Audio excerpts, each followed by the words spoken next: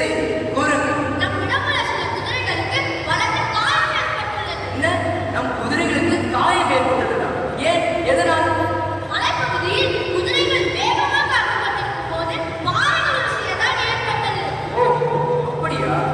சரி, நம் போர்க்களத்தின் கவசத்தை குதிரை முழங்கால் அளவிற்கு அணிய உடனே ஏற்பாடு செய்யுங்கள். ஆகட்டும் அரசே. அரசனுக்கு முக்கிய செய்தி எடுத்து வந்துள்ளேன். ஆகட்டும் அரசே, ஒற்றன் தலைவர் முக்கிய செய்தி எடுத்து வந்துள்ளார். முக்கியமான செய்தியா? உடனே வர சொல்லுங்கள். ஆகட்டும் அரசே. அரசே, தங்களது பேராளர்களையும் பாலமாளியின் பலத்தையும் தங்களிடம் பரிசு பெற்றுள்ள உலகங்களும் பாடங்களும் நான் திசைக்கு வாழ்ந்துள்ளனர். இதனால் தமிழகத்தில் பெரும் தேசங்களை ஆளும் வேந்தர்கள் தங்கள் மீது பகை கொண்டுள்ளனர். இதனால் உங்களுடைய பாலமாளிக்கு விளைவில்லாமல் செய்தி வந்துள்ளது. மாபெரும் படைகளும் மிகப்பெரிய செயல்களும் கொண்ட ஒரு வேந்தர்கள் குறுநில மன்னர்கள் என் மீது படை கொண்டுள்ளனர். சரி, நம் ஒற்றர்களை தந்த செய்திகளை அறிந்தர சொல்லுங்கள். ஆகட்டும். லட்சம் கொண்ட மூவேந்தர்கள் தனித்தனியாக தாக்குதல் நடத்தி தோல்வியை சந்திக்கின்றனர். பின்பு தனித்து செய்யும் போர் வழிக்கு ஆகாது என்று தெரிந்து மூவரும் இணைந்து போரிட முடிவு செய்கின்றனர். இதன் தொடர்ச்சியாக காட்சி 2. வேள்பாரியிடம் இருக்கும் பலமே அவனின் குதிரைப்படைதான். அதை மட்டும் நாம் வீழ்த்திவிட்டால் நாம் எளிதில் வெற்றி அடையலாம். சோழர்களிடம் பெரிய யானைகள் உள்ளது. அவற்றை வைத்து நாம் அவர்களை பார்த்துவிடலாம். இதற்கு முன்பு யானைகளை வைத்துக் கொண்டுதான் போர் புரிகின்றோம். ஆனால் வெற்றி பெற இயலவில்லையே. அவர்களுடைய தாக்குதல் வித்தியாசமாக உள்ளது. பாம்பின் விஷத்தை வைத்து அம்பை எய்தும் வீரரை கூட நான் பார்த்திருக்கிறேன். ஆனால் இவரோ கட்டெருமைகளை கொட்டலமாக மாட்டி யானைகள் மீது போட்டு விரட்டி விடுகிறார். இதனால் யானையை வைத்து போர் புரிவது நடக்காத காரியம் போல் தெரிகிறது. நம்மிடம் உள்ள அத்தனை வீரர்களும் திரட்டி கொண்டு செல்வோம். பாரியிடம் எத்தனை வீரர்கள் இருக்கிறார்கள் என்று தெரியுமா? பாரியிடம் 20,000 வீரர்களும் 2,000 குதிரைப்படைகளும் இருக்கிறார்கள். நம்மிடம் எத்தனை குதிரைப்படை மற்றும் யானைப்படை உள்ளது? நம்மிடம் 5,000 யானைகள். நாம் 3 தேசத்தையும் சேர்த்தால் 70,000 குதிரைப்படைகள் மற்றும் 100,000க்கும் மேற்பட்ட வீரர்கள் இருக்கிறார்கள். இவ்வளவு பேரை வந்து அந்த 20,000 வீரர்கள் அழிக்க முடியாதா? வெற்றினாலே பயம் கொள்ள வேண்டாம். நாங்கள் பயம் கொள்ளவில்லை. தேவீரர்கள் தான் உங்களிடம் முன்னும் இருந்தார்கள். நீங்க தெய்வ வாக்குகளுக்காக போர் தொடுக்க சென்ற போது அவன் உங்கள் துறைமுகத்திற்கு தீ வைத்ததை நீங்கள் மறவாதீர்கள். இத்தனை வீரர்களாலும் அவனை வீழ்த்த முடியாததற்கு காரணம் அவன் இருக்கும் பருவமழைதான். மேலிருந்து தாக்குவது, ஒளிந்து கொண்டு சண்டை போடுவது, அது மட்டுமின்றி இயற்கை வளங்கள் குறித்தும் எட்டி எந்த பிறகு பால் என்பது குறித்தும் கண்டறிந்து வைத்துள்ளார். இதனால் அவனை முதலில் மலையை விட்டு இறங்கச் செய்கிறது. சமநிலையில் போரிட்டால் மட்டுமே நம் பாதையை வெற்றி கொள்ள இயலும். அதுவும் சரிதான். சமநிலைக்கு வேறுபாடு எப்படி வரவைப்பது? எப்படி வரவழைப்பது? ஒரு யோசனை. பரப்பு தேசத்தின் மிகப்பெரிய வீரன் நீலன். நாம் அவனை கடந்து பிணை கைதாக வைத்துக் கொள்ளலாம். மிகப்பெரிய வீரனாகிய நீலனை காப்பாற்ற பாரி நிச்சயம் சமவெளிக்கு வந்துதான் ஆக வேண்டும். இம்முறை பாரியின் தலை பரப்பு மலையில் தவத்தறிவோம். இப்படி சூழ்ச்சிகள் செய்து பரப்பு படையின் வீரன் வீரனை பிணை கைதியாக்கி பாரியை வரவழைத்து பாடல் பாட வந்திருக்கிறோம். பாடலை கேட்க நாங்கள் ஆவலோடு இருக்கிறோம். பாடத் தொடங்குங்கள். ஆகட்டும் அரசே. இன்று நின்றோர்க்கும் தோன்றும். சிறுவரை சென்று நின்றோர்க்கும் தோன்றும்.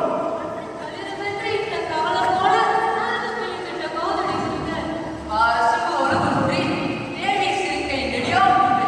பாரிமன்னா, நீரில் வாருங்கள். ஆஹா, என்ன பாடல்! உங்கள் பாடலை கேட்டு மிக்க மகிழ்ச்சி அடைகிறேன். உங்களுக்கு என்ன வேண்டும்? கூறுங்கள். எங்களுக்கு தேவை இருந்து மட்டுமே. ஒன்று, உன்னுடைய தேசம். மற்றொன்று, உன்னுடைய உயிர். இருத்துக்கள். ஈகை கேட்கும் பயம் எப்படி ஒரு உயிரை கேட்கும்?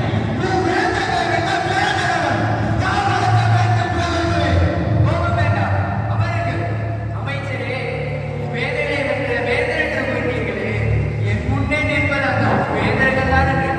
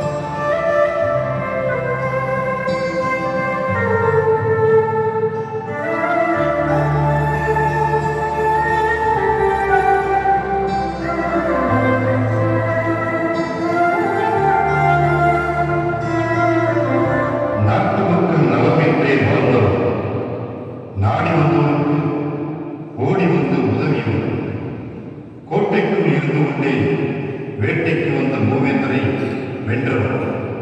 முல்லைக்கு தேரை தந்தவன். மூவேந்தர் யாசிக்க உயிரை நீந்தவன். அறத்தை உயிராகவும் ஈரத்தையும் ஈரத்தையும் இரு கண்களாகவும் பாவித்தவன். வீரழிந்த நாயகன் வேட்பாய். அவனைப் போல் நாமும் அறத்தோடு வீரத்தோடு ஈரத்தோடு வாழ்வோம். நன்றி, வணக்கம்.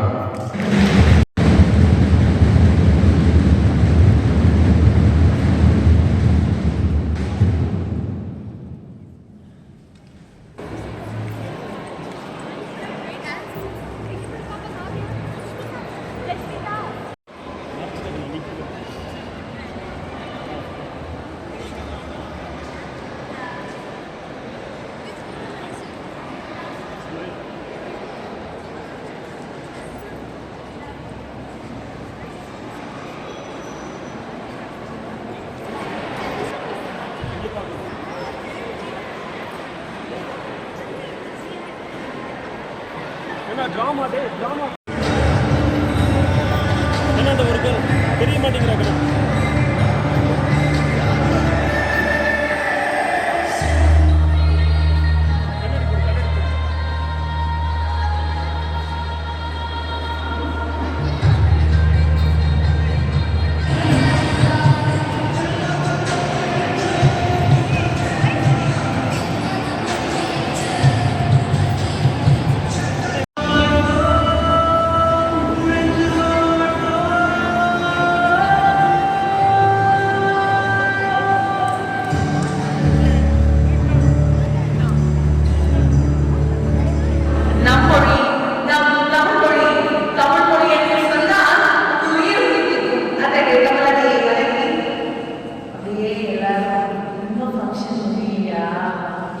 ஏற்கனவே சயின்ஸ் கிளாஸ், மேக்ஸ் கிளாஸ், இதில் இங்கிலீஷ் டீச்சர், இப்போ வந்தது ஃபுல்லாக தமிழ் தமிழ் தமிழ்னே ஓடிட்டு இருக்கு. இன்னுமா அப்படிங்கிறதான? ஆமாவா ஆமாவா உண்மையை சொல்றீங்க. Super super, very good. நான் உங்களுக்கு ஒரு கதை சொல்லட்டுமா? சீக்கிரம் முடிச்சுக்கலாம், ஒன்றும் பயப்படாதீங்க. சரியா? இல்லைன்னா கிளாஸ் போயிட்டா டெஸ்ட் இருக்கும், அதுக்கு பேச நீங்களே உட்காந்து கேட்டீங்களால டீலா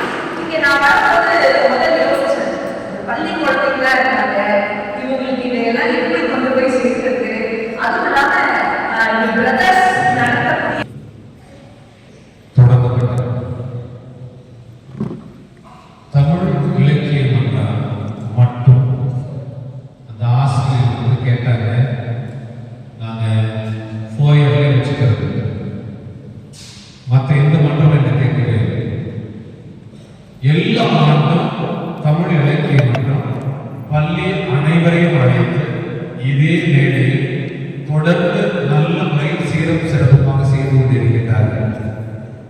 இந்த ஆண்டு சிறந்த விழாவிற்கு சிறந்த சிறப்பு விருந்தினரை அழைத்து வந்திருக்கிறார்கள். அது மிகையாகாது. அத்தகைய சிறப்பு விருந்தினர் திருமதி நாகநந்தினி அவர்களுக்கு சிறந்த கரகோசைகளுக்கு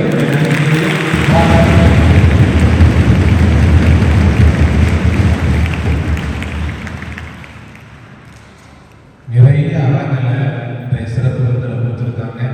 ஜெயலட்சுமி யாரும், ராஜேஸ்வரி யாரும், செஸ் பிளேயர் யாரும், கடைசியாக முக்கியமான கண்டுபிடித்து கொடுத்த அறம்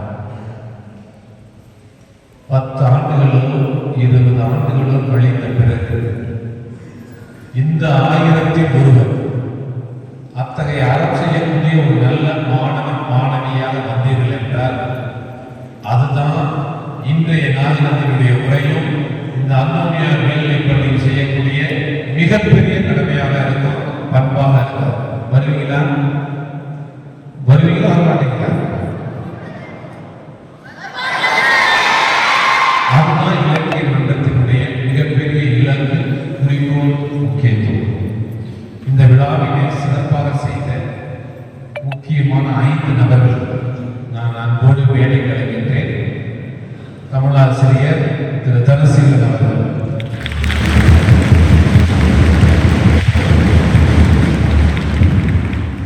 மற்றும் ஒரு தலைமையை தமிழ் ஆசிரியை திருமதி வேளாங்கண்ணி,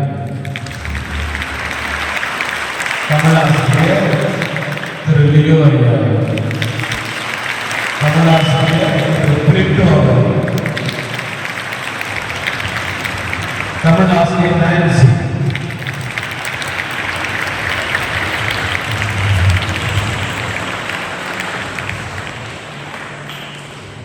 கடின உழைப்பு இருக்கு, நல்ல திட்டமிடுதல் இருக்கு, நல்ல பயிற்சி இருக்கு, நல்ல முயற்சி இருக்கு.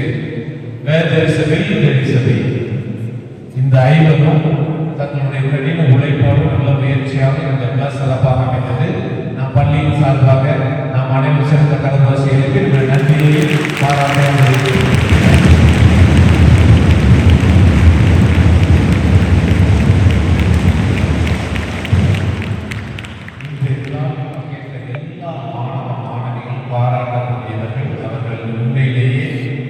பெருமைக்குரியவர்கள்.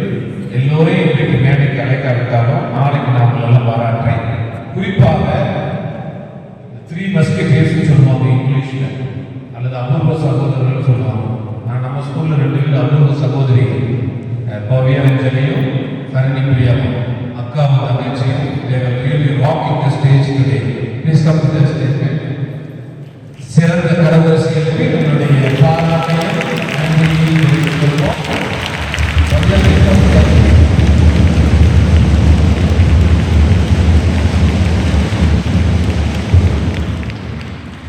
ஒவ்வொரு விழாவினுடைய முக்கியத்துவம் மேடையை பயன்படுத்துவதற்காக தான். கருணி பிரியா நிறைய கூட இந்த ஸ்டேஜ் பயன்படுத்திட்டார். பவியாஞ்சலி தான் போகிறதுக்கு முன்னால் ஸ்டேஜ் பயன்படுத்தியாச்சு. எல்லா மாணவ மாணவிகளும் பள்ளியில் கொடுக்கக்கூடிய இந்த வாய்ப்புகள் நல்லா பயன்படுத்துறது. கடைசி அவங்க சொன்னது ஒழுக்கம்.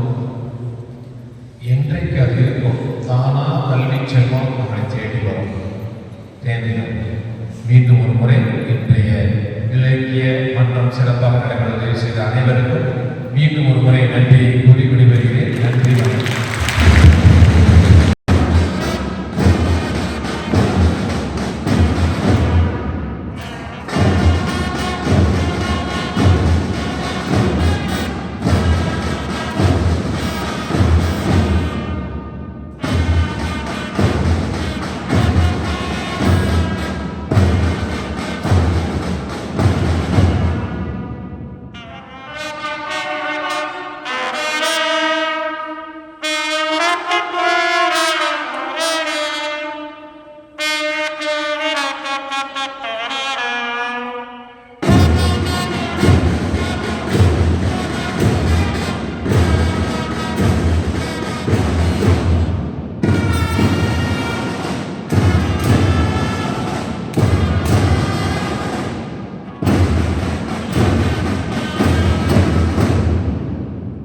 அம்மா வணக்கம்மா.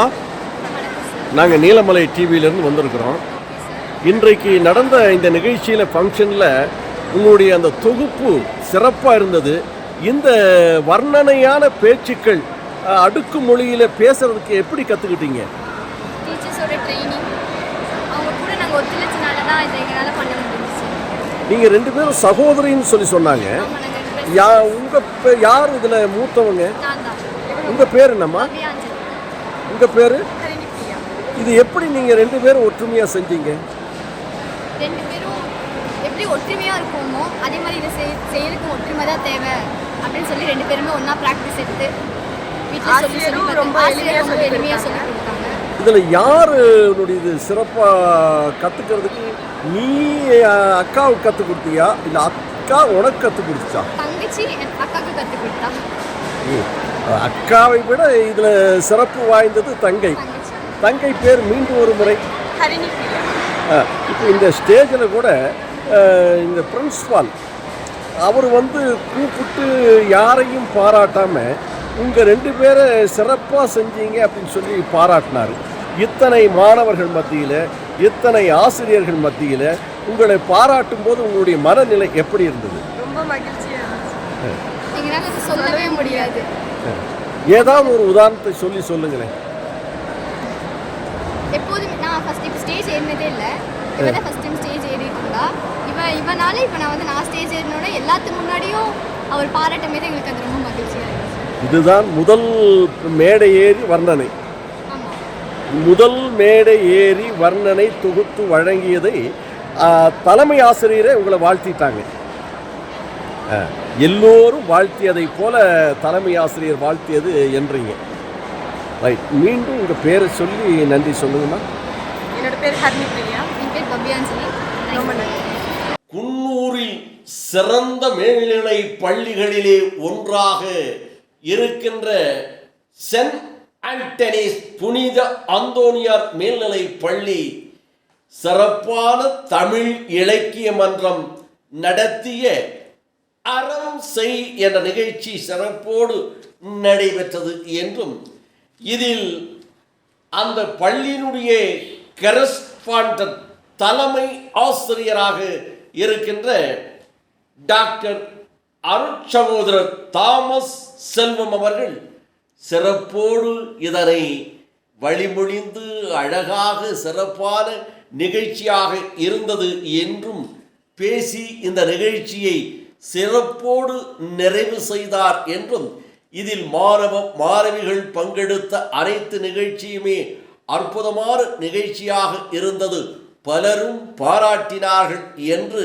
நமது சிறப்பு செய்தியாளர் ஆசா அமீத் அவர்கள் குன்னூர் சென்ட் ஆண்டனிஸ் புனித அந்தோனியார் மேல்நிலை பள்ளியிலே இருந்து இந்த தகவலை தெரிவித்திருக்கிறார் என்று தெரிவித்து இந்த செய்திகளை எல்லாம் சிறப்போடு தொகுத்து அழகாக எடிட்டிங் செய்து சிறப்பான ஒரு நிகழ்ச்சியாக நமது நீலமலை தொலைக்காட்சியிலும் நீலமலை யூடியூப் நிகழ்ச்சியை வழங்கிய நமது அருமை தம்பி பிரசாத் அவர்களோடும் செய்தியாளர் ஆசா அமீதோடும் வணக்கம் கூறி விடைபெறுவதற்கு முன்பாக இதுபோன்ற சிறப்பான செய்திகளை உங்கள் நீலமலை தொலைக்காட்சியிலும் உங்கள் நீலமலை தொலைக்காட்சி யூடியூப் பகுதியிலும் கண்டு மகிழுங்கள்.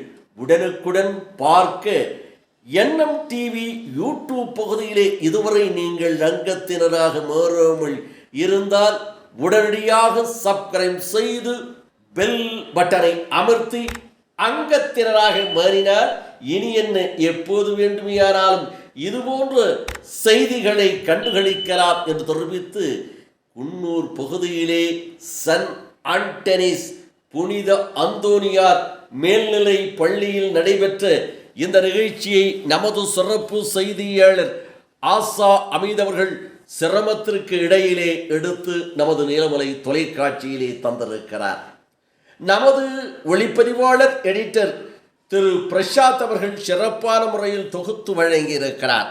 இந்த செய்திகளை எல்லாம் வர்ணனையோடு நான் சொல்லியிருக்கிறேன்.